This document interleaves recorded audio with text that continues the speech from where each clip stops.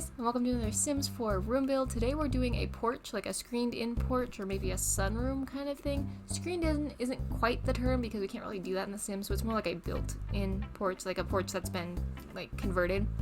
But the idea was that it was a porch that somebody turned into, like, a sunroom or something. So it's made to just plonk on the outside of a house. The idea was maybe, like, one of those, like, Joanna Gaines modern farmhouse kind of builds. I really like the way this turned out. It's very cozy on the inside. I tried to make it, like, a reader's nook or a writer's nook, and you could really change it to be whatever you want. I like the idea of, like, a screened-in porch because while I have it set up as a reading nook, you could have it set up as a gardener's space, like a pseudo-greenhouse, perhaps, for your money trees, or a painter's space, or you could just use it to house a cupcake machine, you know, put it on the back of your kitchen. The original idea came from a build where I wanted to put a sleeping porch in, and unfortunately was unable to do that. But it hasn't really left my brain, and it's like one of those things now that's just kind of sitting there. And so I was kind of thinking about the idea of a sleeping porch. You could also make it that. For those of you who aren't familiar, a sleeping porch, it was a place built into a lot of older houses. They might put them in modern houses, but I haven't heard of that on plans lately. Where you would go to sleep in the summertime when it was stupid hot outside. So like the old farmhouse that's in my family, it was started in 1900, but it was completed in 1910. It has a sleeping porch. Some of my cousins slept out there in the summertime, and they really enjoyed it. I never did because I have this thing against mosquitoes. So I chose not to, because ours was not the like upper.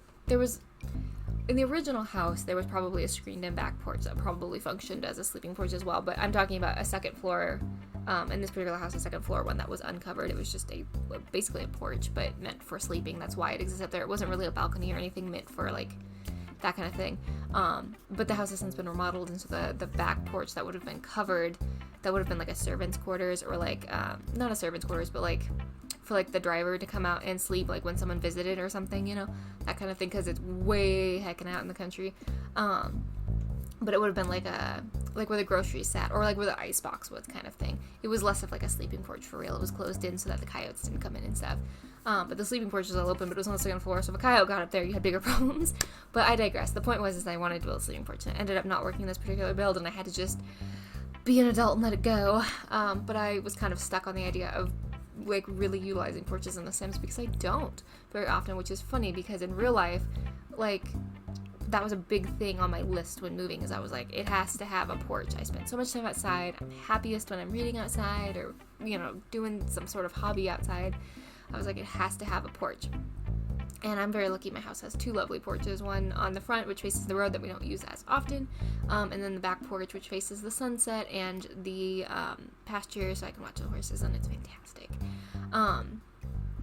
But yeah, so that was like, a porch has always been an important thing to me. I love being outside. I love being able to take as much of my equipment as possible. If I could record The Sims outside, you guys would hear birds all of the time. I'm not even joking. Like, if I could take this whole setup and move it outside without it being a massive disaster, I would work out from the porch. I love me a good porch, which is a weird thing. Like, I was like, the bathroom can't be creepy, which sounds very doable, but if you knew me, that's a higher standard than you think. I was like, the bathroom can't be creepy, the kitchen has to be, like, decently functional, and not scary to cook on.